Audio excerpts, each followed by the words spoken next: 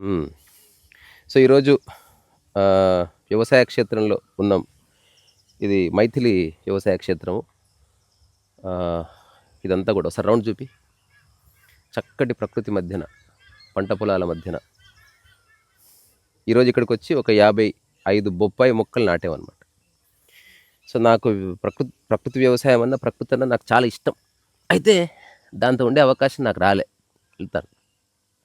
So, ఈరోజు ఈ ప్రకృతి, ఈ స్వచ్ఛమైన బంగారం లాంటి నేల, దీని మీద ఉన్నప్పుడు నాకు ఒక వ్యక్తి గుర్తొచ్చాడు. మసనోబు ఫుకుఓకా. ఆయనెవరు అంటే, ప్రకృతి వ్యవసాయానికి ఆధ్యాత్మికతను జోడించి జీవితాన్ని సార్థకం చేసుకున్న ఒక జ్ఞానోదయం పొందిన వ్యక్తిగా అతన్ని గుర్తిస్తాను. సో, ఆయన నుంచి బయటకొచ్చిన పుస్తకాలు 'వన్ స్టార్ రెవల్యూషన్', పప్పా ఆ తర్వాత మన 'గాడ్ రెవల్యూషన్' అనే 2 పుస్తకాలు చదివినప్పుడు నాకు ఒక్క ముక్క అర్థం కాలేదు. సో, 'వన్ స్టార్ రెవల్యూషన్' తర్వాతి రోజుల్లో ఆహ్, 'గడ్డి పరకతో విప్లవం' అనే పేరుతో వచ్చింది. అది సురేష్ అని ఒకాయన రాశాడు. ఆయన రాసినప్పుడు నేను బుక్ ఎగ్జిబిషన్‌లో కొన్న బుక్ ఫెయిర్‌ల. నేను చదివితే నాకు అర్థం కాలే. కానీ కొన్ని సంవత్సరాలు గడిచిన తర్వాత అదే పుస్తకం చదివితే అసలు ఇది ఓన్లీ మాటలకు సంబంధించిన లేదా ఫిలాసఫీకి సంబంధించిన ఆధ్యాత్మిక గ్రంథాలు లాంటివి కాకుండా ప్రాక్టికల్‌లో భూమి మీద ఉండి, భూమితో ప్రకృతితో కనెక్షన్ కలిగి ఉండి, ఆయన ఎంత గొప్పవాడు, ఎంత మహనీయుడు అనేది నేను కొన్ని మాటలు చెప్తా ఈరోజు. అట్లాంటి మనుషులు ఈ భూమి మీద నడచడం, అట్లాంటి భూమి మీద మనం నడవడం మన అదృష్టం. సో, మస్నో ఫుకుఓకా బేసికల్‌గా ఒక సైంటిస్ట్. జిబ్బరెలిన్ అనే ఒక క్రిమిసంహారక అటువంటిదేదో దాన్ని తయారు చేసి సైంటిస్టు, ప్రొఫెసర్‌గా ఉన్న యూనివర్సిటీలో ఆయన ఒక సైంటిస్ట్‌గా ఉన్నాడు. ఆ టోక్యో పరిసర ప్రాంతాల్లో. కొంత వివరణ ఉంటుంది. నేను నా ఆత్మకథలో కూడా ఆయన ప్రస్తావన చేశాను. ఆయనకు కూడా ఒక అపూర్వమైన అనుభవం అయింది. అది చెప్తాను ఈరోజు. సో, 25 ఏళ్ల వయసులో ఆయన అందరి యువకుల్లాగే ఉండగా, ఒకసారి ఒక కొండ మీదకెళ్ళి కూర్చున్నప్పుడు ఆయన ఒక అద్వితీయమైన స్థితిని అనుభవించాడన్నమాట. పప్పా అదేంటంటే, కళ్ళు మూతలు పడి అట్లా చెట్టుకు జారగిలపడ్డాడంట ఇట్లా. అప్పుడు తన కళ్ళు చూస్తూ ఉన్నాయి, మనసు ఆలోచించడంలే. పూర్తి వేకువ స్థితి, అట్లాగే నిద్రాస్థితికి మధ్యన దాన్ని ట్వైలైట్ స్టేట్ అని పిలుస్తారు. మనకి బుద్ధుడిని బొమ్మ కూడా అరమోడ్పు కన్నులతో వేస్తారు. దాని అర్థం నిద్రలోనూ లేడు, మెలకువలో లేడు. సో, ఆధ్యాత్మిక మెలకువ కిందికి వస్తుంది అది. సో, అట్లా ఉన్నప్పుడు అతని ఎదురుగా ఒక హెరాన్ అనే పక్షి ఎగురుతూ పోయిందని చెప్తారు. ఆ తర్వాత నది ప్రవహిస్తున్నది, సీతాకోక చిలుకలు ఎగురుతున్నాయి. అట్లా అట్లా అట్లా అంతే. అతను లేచి చప్పట్లు కొట్టి యూనివర్సిటీకి వచ్చి చెప్పాడంట, నేను జాబ్ రిజైన్ చేస్తున్నా, మీరు ఈ యొక్క ల్యాబ్స్ అన్ని బంద్ చేసుకోండి, నేను వెళ్ళిపోతున్నా అని వాళ్ళ ఊరు వెళ్ళిపోయి వాళ్ళ ఫాదర్కి చెప్పాడంట. నాకేదో అర్థమైందని. ఆ విషయం వాళ్ళ ఫాదర్కి అర్థం కాలే. ఆ తర్వాత వాళ్ళ ఫాదర్ ఇతను ఎలాగూ వ్యవసాయం గురించి అనుభవం ఉన్న వ్యక్తే, ఆ రంగంలో సైంటిస్ట్ కాబట్టి ఆ పొలం వదిలేసిపోతే, ఆ 2-3 ఎకరాల పొలం మొట్టమొదటిసారి ఏమీ చేయకుండా చూస్తున్నాడంట. సో, ఆ బార్లీ పొలం అంతా కూడా పురుగులు బట్టి నాశనం అయిపోయిందని చెప్తారు. వాళ్ళ ఫాదర్ వచ్చి తిడితే అప్పుడు అతను జపాన్ దేశమంతా కాలినడకన గడ్డం పెంచుకొని పిచ్చివాడిగా తిరిగాడనమాట. తర్వాత తెలిసింది వాళ్ళ ఫాదర్ మరణించాడు. ఆ తర్వాత 50 సంవత్సరాలు తన వ్యవసాయ క్షేత్రం నుంచి బయటికి రాలే. 50 సంవత్సరాలు. 50 సంవత్సరాలు అంటే తనకు 25 ఏళ్ల వయసు నుంచి తనకు 75 సంవత్సరాల వయసు వచ్చే వరకు వ్యవసాయ క్షేత్రంలో అంతులేని ప్రయోగాలు చేస్తూ ఉన్నాడు. ఆయన ఒక విషయం గురించి విపరీతంగా ఆలోచించాడు. ఇప్పుడు మనం ఒక గుంత తీస్తాము, గింజ వేస్తాము, పెస్టిసైడ్ వేస్తాము, ఫర్టిలైజర్ వేస్తాము, నీళ్లు చల్లుతాము, ప్రతిరోజు పర్యవేక్షణ ఇస్తాము, కలుపు తీస్తాము. ఇంత తీస్తే మనకు కొంత పంట వస్తుంది. మరి అమెజాన్ అడవి, లేకపోతే రకరకాల నల్లమల్ల అడవులు ఎంతో సమృద్ధితో ఉంటాయి. అక్కడ ఏ వ్యవసాయదారులు లేడే. అసలు ఎవరు లేకుండా చెట్టు పెరిగే లక్షణం ఉన్నప్పుడు మనం ఎందుకు ఇంటర్ఫియర్ కావాలి అని 20 సంవత్సరాలు గింజలు చల్లడము, ఆ తర్వాత ఇట్లా గింజలు ఇట్లా చల్లి ఒక కుర్చీ చేసుకొని చూసేవాడు. చుట్టుపక్కల పొలాలంతా పిచ్చోడని వదిలేశారు. ఆ తర్వాత మొక్కలు మొలకెత్తేవి కావు. తనకి ఒకరోజు కలలో ఒక ఆలోచన వచ్చింది. విజన్ అంటారు దాన్ని. ఆ విజన్ ఏమిటంటే సీడ్ బాల్ టెక్నిక్ కనుక్కున్నాడు. సీడ్ బాల్ అంటే మనకు చిన్నప్పుడు సోపు గోలి ఉంటుంది కదా, ఒక గింజని ప్లేట్లో వేసి మెత్తటి మట్టిని అందులో వేసి రౌండ్గా తిప్పితే కొంచెం నీళ్లు చల్లి ఆ గింజ చుట్టూ మట్టి పట్టుకుంటుంది. అది సీడ్ బాల్. అది ఎండబెట్టిన తర్వాత అందులో పాలకూర ఇత్తనాలు, సొరకాయ ఇత్తనాలు, బార్లీ ఇత్తనాలు, వరి, అన్ని రకాల గింజలు మట్టిలో తిప్పి సీడ్ బాల్స్ మూట గట్టి పెట్టుకున్నాడు. ఇప్పుడు సీడ్ బాల్ అనేది ఒక మట్టి పెడ్డలో ఒక చిన్న గింజ ఉంది. దీని రహస్యం ఆయన కనుక్కున్నాడు. ఇది ఒక మట్టి పెడ్డ. ఈ మట్టి పెడ్డలో ఒక గింజ ఉండిపోయింది. ఇప్పుడు అతను ఏం చేశాడు, సరైన సీజన్లో మట్టి పెడ్డలు ఇసిరేసాడు ఇట్లా. అంతే, ఆయన భూమిలో నాటలే, వర్షం పడ్డది. ఆ మట్టి పెడ్డ మీద వర్షం పడడం వల్ల మట్టి పెడ్డ అణిగింది. అణగడం వల్ల ఆ గింజ ఆటోమేటిక్గా నేలలోకి పోయింది. అట్లా మొలకెత్తింది మొట్టమొదటిసారి. పిచ్చివాడిలో ఆనంద నృత్యం చేశాడని చెప్తారు. చేసి ఉండొచ్చు, ఎందుకంటే 20 సంవత్సరాలు ఆయన అంటాడు, 20 సంవత్సరాలు నాకు రాని ఐడియా నేను మీకు ఒక క్షణంలో ఇచ్చేస్తున్నాను. సో ఆయన భూమి మీద మొట్టమొదట దున్నకుండా, కలుపు తీయకుండా వ్యవసాయం చేసిన వ్యక్తి, మొట్టమొదటి ప్రకృతి వ్యవసాయదారుడు ఆయన. సో మస్నో ఫుకువోకా అందుకే మహనీయుడు. అంటే మనిషి యొక్క రూట్స్లోకి వెళ్ళి అక్కడి నుంచి సఫలీకృతం చేసి తన వ్యవసాయ క్షేత్రాన్ని ఒక అద్భుతమైన వ్యవసాయ క్షేత్రంగా మార్చినవాడు. ఆ తర్వాత దేశ విదేశాల నుంచి ఎందరెందరో వచ్చి ఆయన వ్యవసాయ క్షేత్రం దర్శించారు. ఆల్బర్ట్ హోవర్డ్ లాంటి వాడు కూడా వచ్చాడు. ఇవన్నీ నేను చదివాను. పాలేకర్ కూడా అతని దగ్గర సో మస్నో ఫుకువోకా 75 ఏళ్ళు వచ్చిన తర్వాత తన అనుభవాన్ని అంతా రంగరించి రాసిన పుస్తకమే 1 స్టార్ రెవల్యూషన్. 75 ఏళ్ల వరకు ఈ ప్రపంచంలో ఎవరికీ అతనేమిటో తెలియదు. కానీ 75 ఏళ్ల తర్వాత ఒక్కసారి ఆ పుస్తకం బయటికి రాగానే అందులో ఉన్న ఒక్కొక్క స్టేట్మెంట్ చదివి పిచ్చెక్కిపోయింది మనుషులకి. అరే, ఇలా కూడా చూడొచ్చు ఆ ప్రకృతిని. మనం ఎంతసేపు మొక్కలు నాటాలి, ఒక లైన్లో నాటాలి, ఆ తర్వాత ఎరువులు వేయాలి, పెస్టిసైడ్స్ వేయాలి, ఆ తర్వాత పురుగులు రాకుండా ఇవేవో చేస్తే పంట వస్తుంది. అలసిపోతున్నాడు రైతు. మస్నో ఫుకువోకా చాలా రిలాక్స్డ్ మేనర్గా చేశాడు. తర్వాత అద్భుతమైన దిగుబడి. ఎందుకు? ఆయన చెప్తాడు, నేను మొక్కని డిస్టర్బ్ చేయడం లే. తర్వాత రకరకాల వ్యవసాయ క్షేత్రాల్లో ఈ సాయిల్ ఫర్టిలిటీ అంటారు కదా, అదొక 1/2 ఇంచు కంటే ఎక్కువ ఉండదు సారం. సో మస్నో ఫుకువోకా పొలంలో ఒక 2-3 ఫీట్లు, 4 ఫీట్లు, 5 ఫీట్ల నేలంతా సారవంతమైనది, బంగారం అన్నమాట. ఒక అద్భుతమైన మైక్రో ఆర్గానిజమ్స్, అంటే చిన్న చిన్న పురుగులు, నత్తలు, ఆ తర్వాత వానపాములు, ఇట్లాంటివి కొన్ని వేల జాతులు ఉంటాయి. అందులో మనకి విజిబుల్గా కనబడేవి ఒక 100 లోపు, మన కంటికి కనబడినవి ఎన్నో ఉంటాయి. సో అవన్నీ ఒక అడవిలాగా ఉంటుంది. ఎప్పుడన్నా నా టాక్ అయిపోయిన తర్వాత మస్నో ఫుకువోకా వ్యవసాయ క్షేత్రము లేదా ఫామ్ ల్యాండ్ అని కొట్టండి, ఇట్లా వేసుకొని అద్దాలు పెట్టుకుని ఉంటాడు. 100 ఏళ్ళు బతికాడు బ్రహ్మాండంగా. అసలు తన పొలం నుంచి బయటికి రాలే. ఆయన ఎందరెందరో యూనివర్సిటీస్ పిలిచారు లెక్చర్స్ చేయమని. అక్కడికి ప్రతి చోటికి ఒకటే చెప్పాడు, ఇది మూసేసేయండి, ఇది మూసేసేయండి, ఇది మూసేసేయండి. సో మస్నో ఫుకువోకా ఒకసారి కాలిఫోర్నియాలో ఒక లెక్చర్ ఇస్తున్నాడంట. అప్పుడు ఎవరో అడిగారు, నాకు ఒకానొక దేశంలో చాలా పెద్ద భూమి ఉంది, బ్యారెన్ ల్యాండ్, అంటే బీడు భూమి ఉంది, నేను దాన్ని అడవి చేద్దాం అనుకుంటున్నా, ఏం చేయాలో చెప్పండి అంటే మస్నో ఫుకువోకా చెప్పిన ఒక జవాబు, మీరే ఆలోచించండి. ఎవరైనా ఇది చేయాలి, అది చేయాలి, అట్లా చేయాలి, ఇట్లా చేయాలి, ఇన్వెస్ట్ చేయాలి. ఆయన ఇచ్చిన జవాబు ఏంటంటే, నువ్వు అక్కడికి పోకుండా అడవి అవుతుంది ఆటోమేటిక్గా. సో మస్నో ఫుకువోకా చూడ్డానికి వ్యవసాయదారుడు, కానీ నా దృష్టిలో అతను జ్ఞానోదయం పొందిన ఒక బుద్ధుడు.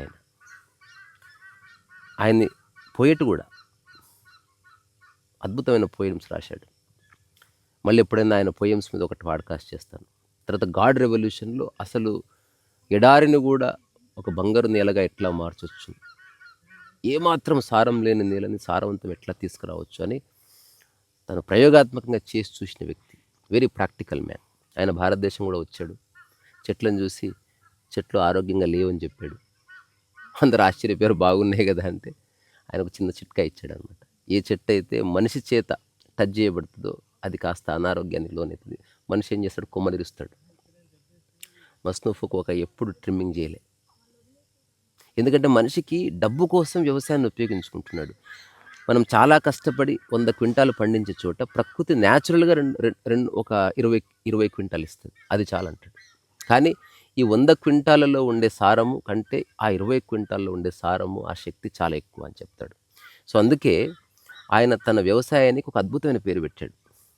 నేను ఎందుకు నా ఆత్మకథలో మస్నో ఫుకువోకా అని నేను ప్రస్తావించాను.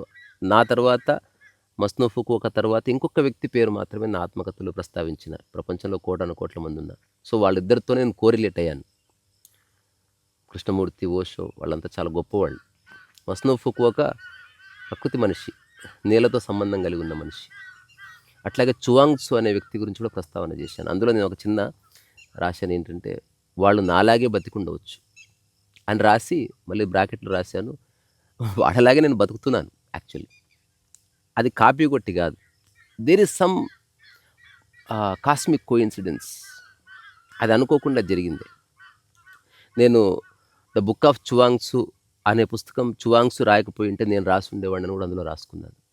సో 1 స్టార్ రెవల్యూషన్ చదివిన తర్వాత మా మహబూబ్‌నగర్‌లో నేను అద్దెకున్న ఇంట్లో ఒక ఎన్ని ఫీట్లు, ఒక 10 ఫీట్లు బై 10 ఫీట్లు ఉన్న చిన్న నేలని వ్యవసాయ క్షేత్రంగా మార్చి నేను వ్యవసాయం చేసిన. అందులో పాలకూర పండించిన, తోటకూర పండించిన, కొత్తిమీర పండించిన. సో నాకు అవకాశం ఉంటే జీవితంలో తప్పక ఈ పద్ధతి పాటిస్తా అన్న తర్వాత మైథిలి నా జీవితంలోకి రావడం వల్ల ఈరోజు ఏమంటారు, నా వ్యవసాయ క్షేత్రం అందులో కూర్చొని నాకు తన ఇన్స్ట్రక్షన్స్ పాటిస్తూ మొక్కలు నాటి సో బ్లెస్డ్. సో తన ఫార్మింగ్కి పెట్టిన పేరు ఏంటంటే డూ నథింగ్ ఫార్మింగ్ అని పెట్టాడు. అంటే ఏమీ చేయనవసరం లేని వ్యవసాయం నాది అన్నాడు. అంటే కలుపు తీయడు, దున్నడు, పురుగుల మందులు వేయడు. ఇంక ఇవి తీసేస్తే వ్యవసాయదారునికి ఏం పని ఉంది? సో ఆల్బర్ట్ హోవార్డ్ ఆధునిక వ్యవసాయాన్ని అవలంబించిన వాడు, గొప్ప గొప్ప పుస్తకాలు రాసినవాడు. ఆయన ఈయన పొలానికి వచ్చినప్పుడు ఆశ్చర్యపోయాడంట. అసలు నువ్వు ఏంది రాబాయి, ఏం చేయకుండా అద్భుతాలు చేస్తున్నావు అంటే, నీకు నాకేంది తేడా చెప్పు, నువ్వు పంటలు పండిస్తున్నావు, నేను పంటలు పండిస్తున్నా అంటే, అది నాకు తెలియదు కానీ లెట్స్ డిబేట్ అన్నాడంట. అది నాకు తెలియదు, డిబేట్ తర్వాత ముందు నీకు కావాల్సిన కూరగాయలు తెచ్చుకోకంటే ఆల్బర్ట్ హోవార్డ్ ఆ పొలంలో అక్కడక్కడ దొరికే టమాటాలు, పిచ్చి మొక్కల్లా పెరిగే అద్భుతమైన ఔషధ మొక్కలు, పిచ్చి మొక్కల్లా పెరిగే కుకుంబరు, అక్కడక్కడ కోడి న్యాచురల్గా పెట్టిన గుడ్లు, అట్లాంటివి తెచ్చుకొని తిని అసలు ఎంత టేస్ట్ ఉంది, ఇది స్వర్గం కనబడిందే అన్న. సో తన యొక్క ఫార్మింగ్కి డూ నథింగ్ ఫార్మింగ్ అన్నాడు. అందుకని నా ఆటోబయోగ్రఫీకి నేను పెట్టిన పేరు autobiography of A do nothing fellow అని పెట్టాను. నా శాండార్ట్ స్టేజ్ల మీద నేను పర్ఫామ్ చేసినప్పుడు నా గురించి ఇన్స్టిట్యూల్ డేస్లో కాంత్రీసా ఏ డూ నథింగ్ ఫెలో అని చెప్పించేవాడిని. అంటే నేను పెద్ద పీకింది ఏమీ లేదు, అహంకారం కూడా లేదు. సో మస్నో ఫుకువోకా చెప్పిన కొన్ని విషయాలు ఈ వ్యవసాయ క్షేత్రంలో కూర్చొని నేను సరదాగా చెప్తా. అదేంటంటే మనిషి ప్రకృతితో సహజీవనం సాగించాలి అనే దాన్ని ఆయన నొక్కి వక్కాణించాడు. Be part of this universe. నువ్వు ఒక ఊర్లో భాగంగా ఉంటావు, సంస్థలో భాగంగా ఉంటావు, లేకపోతే ఒక పీర్ గ్రూప్లో భాగంగా ఉంటావు, లేకపోతే ఒక ఏజెన్సీలో భాగంగా ఉంటావు, లేకపోతే ఒక ఐడియాలజీలో భాగంగా ఉంటావు. ఎంత గొర్రెవురా నువ్వు! ఇంత పెద్ద విశ్వము పిలుస్తుంటే ఒక చిన్న గూడు చేసుకొని అదే నాది, దానికి ఒక ట్యాగ్ లైన్ పెట్టుకొని ప్రకృతితో మమేకమై జీవించన్నాడు.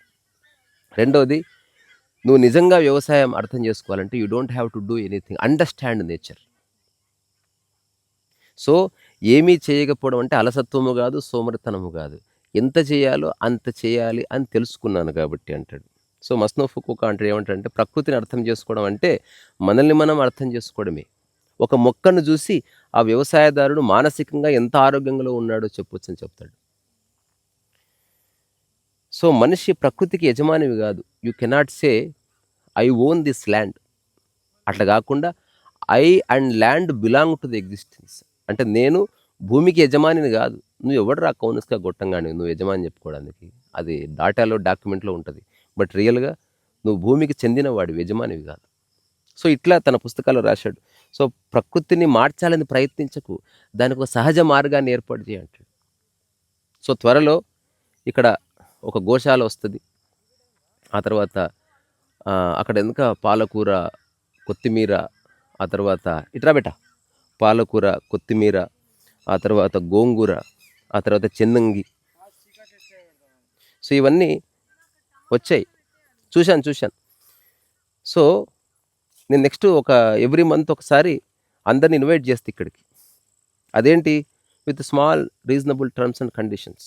అంటే ప్రకృతిని అర్థం చేసుకొని మౌనంగా ఉండి ఇక్కడ పండిన కూరగాయలు మనమే కోసుకొచ్చుకొని బయట రాళ్ళు పెట్టుకొని చక్కగా వంట చేసుకొని అందరం ప్రకృతి వనభోజనం చేసి మౌనంగా ఉండి, ఆ తర్వాత ఇక్కడున్న గోశాలలో ఉన్న గోవులకు ఆహారాన్ని అందించి ఆ ప్రకృతిని మమేకమై వెళ్ళిపోదాం. మాటలు ఊర్లో మాట్లాడుకుందాం.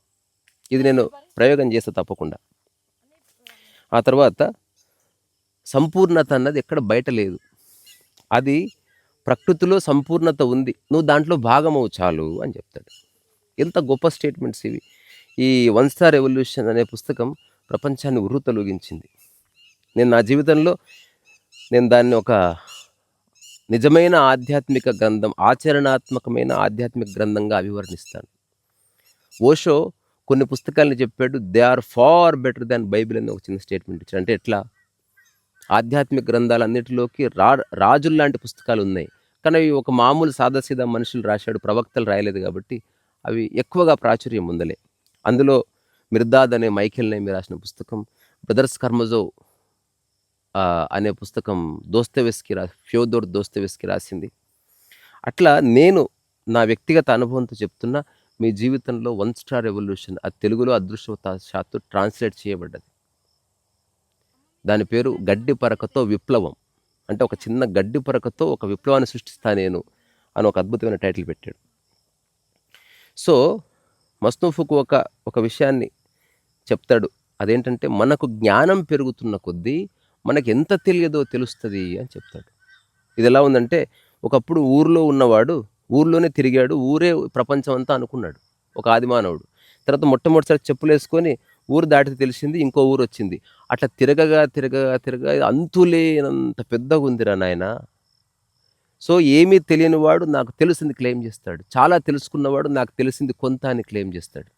సో అందుకే ఆధ్యాత్మికతలో నాకు తెలుసు అని చెప్పావా నువ్వు గోల్గప్ప. అందుకని తర్వాత ప్రకృతిని నియంత్రిస్తా అనడమే అహంకారం. అందరూ ఏం చేస్తున్నారు? నియంత్రిస్తున్నారు చెట్టుని తనకు నచ్చినట్టు. మనకి బోన్సాయ్ అంటారు కదా, చెట్టును నియంత్రించి కురచగా మారుస్తారు. సో ప్రకృతిని పరిఢవిల్లనీయాలి. ఎంతసేపు వ్యాపార దృక్పథంలో, సరే నీకు 10 ఎకరాలు ఉంది, 9 ఎకరాలు వ్యాపార దృక్పథంతో చేయి. ఒక 1 ఎకరు వ్యాపార దృక్పథం లేకుండా సహజంగా అందమైన మొక్కలు, ఉపయోగపడే మొక్కలే తెచ్చిపెట్టుకో. పిచ్చి పిచ్చిగా పెరగని అడవిలో ఎలాగైతే ఒక 5 అంచెల వ్యవస్థ ఆర్డర్ లేకుండా ఉందో, ఆ 5 అంచెల వ్యవస్థను ఉన్న చోట సృష్టించుకో. సో నా జీవితంలో నేను తప్పకుండా చేయాలనుకున్నది, ప్రస్తుతం మైథిలి అక్కడ ఉందో, సార్ హాయ్ చెప్పురా. తను చక్కగా నువ్వు పెట్టేసి నేను వస్తున్నా, అయిపోతుంది నాది. సో ఈ టాక్ అయిపోయిన తర్వాత ఒక 10-15 టమాటా మొక్కలు ఉన్నాయి, అవి నేను కూడా సహాయం చేస్తాను. మరి చీకటి అయిపోయింది కదా, రేపు పెట్టుకుందాంలే. ఓకే పెట్టేద్దాం అట్లయితే. ఓకే అలాగే కానీ. సో తను చేస్తుంది, తనకు వ్యవసాయం అంటే చాలా ఇష్టం. సో అట్లా ఇదంతా సోరనారా. అచ్చా, ఇగో అక్కడ మనం కూర దోశ తెంపి పెట్టినాం. ఎక్కడుంది నాన్న కూర దోశ? ఒక కూర దోశ ఇప్పుడే తెంపుకొచ్చినాం. తర్వాత ఇగో ఫ్రెష్గా ఇంత వండుకొని తింటే ఎంత టేస్ట్ ఉంటుందో మీకు తెలియదు. నేను భవిష్యత్తులో నెలలో ఒక్కరోజన్నా మనమే వంట వండుకొని తినాలి, మళ్ళీ షెఫ్ కాదు, జస్ట్ కూర దోశ. తర్వాత ఇగో కొత్తిమీర, దీని స్మెల్ ఎట్లుంటుంది తెలుసా అసలు. తర్వాత చుక్కకూర, అగో పాలకూర మా అత్తమ్మ. సరే చుక్కకూర. సో అన్నీ పెట్టి చూపించిందా. సో ఇవన్నీ చూడేదంతా గోంగూరనే.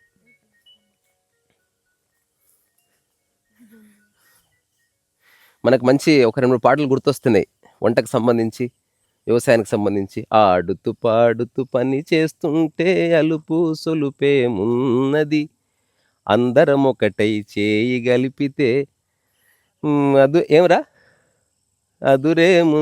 ఎదురేమున్నది, ఇదొక పాట. తర్వాత ఆహా ఏమి రుచి అనరామై మరచి, రోజు తిన్నా మరి మోజే తీరనిది, ఈ పాట ఒకటి. ఈ జన్మమే రుచి చూడడానికి దొరికేరా. రెస్టారెంట్ లేదు డాడీ, అది ఇక్కడ ఉంది.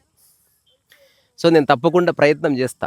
ఇప్పుడు నేను చెప్పింది చేయాలంటే ఎవరెవరన్నా రావాలనుకున్నా వాళ్ళు ప్లాన్ చేసుకొని రావాలి. కాబట్టి ఎలా చేస్తే అట్లీస్ట్ 10 మంది అన్న నెలకు ఒకసారి అట్లా డ్రైవ్ చేసినట్టు ఉంటుంది. పల్లెటూరులో అకామిడేషన్, ఆ తర్వాత జస్ట్ ఈరోజు మార్నింగ్ నుంచి రేపు మార్నింగ్ వరకు 24 hours and everybody leaves. Only 1 night stay. ఇది నా ప్లాను. ఓన్లీ లక్ష్యం ఏంటి? మౌనము మంచి భోజనం. దాని పేరే అది, మౌనము మంచి భోజనం. ఇంకా వేరేది ఏదో మళ్ళీ మాటలు వద్దు బాబోయ్. మహా అంటే ఒక హాఫ్ అన్ అవర్ పెట్టుకుందాం. క్వశ్చన్ అండ్ ఆన్సర్స్, లేకపోతే వ్యవసాయానికి సంబంధించిన కొన్ని విషయాలు లెక్చరు, లేకపోతే ఆధ్యాత్మికతకి వ్యవసాయానికి జీవితానికి ఉన్న సంబంధము, అట్లాంటిది ఏదన్నా మాట్లాడుకుందాం. కానీ నాన్ సీరియస్గా ప్లెజెంట్గా హాయిగా మనం చేసుకుందాం, ప్రయత్నం చేద్దాం. ఐఎమ్ నాట్ షూర్ అంటే హౌ ఇట్ గోస్. తర్వాత నేను హైదరాబాద్లో కూడా నాకు అవకాశం వస్తే ఒక ప్లేస్లో ఇట్లాంటి ప్రయోగమే చేద్దామని అనుకుంటున్నాను. ఆ సందర్భం వస్తే చెప్తాను. అక్కడ కూడా మంత్లీ వన్స్ మంచి భోజనం, పెద్ద పెద్ద కంచాలు, అసలు మౌనంగా తినాలి. ఎక్కడ బయట నుంచి కొనుక్కొచ్చుకోవద్దు. ఇక్కడున్నదే చుట్టుపక్కలంతా వరే, మొత్తం వరే. పండించే వాళ్ళంతా మైథిలి వాళ్ళ బాబాయిలు మామూలు వీళ్ళే మొత్తం. సో ఇక్కడ పండిన బియ్యము, ఇక్కడ పండిన కూరగాయలు, ఇక్కడే పండిన మిరపకాయలు, ఇక్కడే పండిన కొత్తిమీర, ఇక్కడే పండిన గోంగూర, ఇక్కడే పండిన పాలకూర, ఇక్కడే పండిన చుక్కకూర, ఇక్కడే పండిన చెన్నంగి కూర, ఏనన్నా ఇక్కడే పండిన పసుపు, ఇక్కడే పండిన కారం. ఇంతకంటే లగ్జరీ ఏమైనా ఉంటుందా? I don't think so. So మాల్దీవులకు పోయింది చాలు, ఈ దీవులకు రండి. ఓకే. సో ఇక్కడి నుంచి అందరికీ నమస్కారం. రీసా రసో వైసహ. Tata, bye bye.